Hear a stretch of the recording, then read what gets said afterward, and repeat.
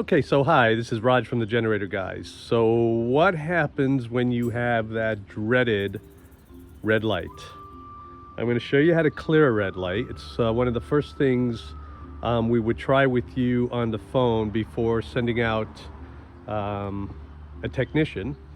So stand by and let's go through the steps of how we try to clear a red light. And a red light can happen for many reasons. You could have just had propane delivered. There could be air pocket in the propane. I could name 10 other reasons a red light could happen and easily be cleared and never come back. Or it could be something very serious. A low oil pressure sensor could be out. Your propane could have an issue. Pressures could be wrong, so on and so forth. So let's go start and take a look at how we clear a red light. Okay, so the first thing you're going to notice is a red light on the side of your generator. And the reason you have a red light is because during one of its weekly tests, the generator could not start. So you're going to see a red light Wednesday at 2:15 because the generators usually start Wednesday at 2 o'clock. And if it couldn't start,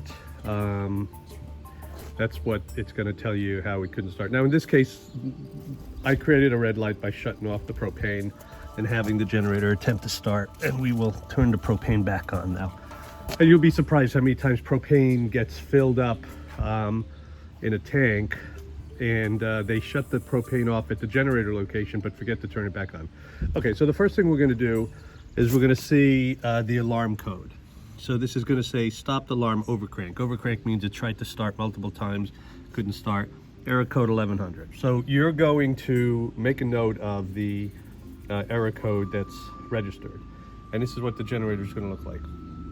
So red light on the side, error code here, overcrank.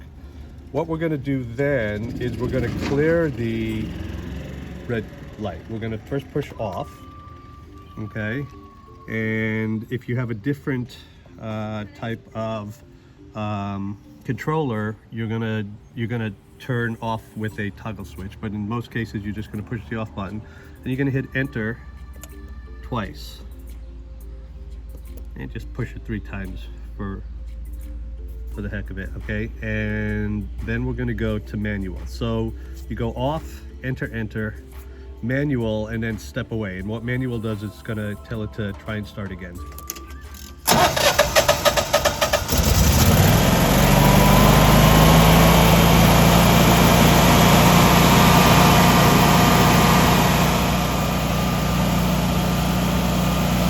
Then we're going to go back and press off. All right, so it started that time. We would normally keep it running a little bit longer just to make sure if there was air in the line, for example, that worked its way out.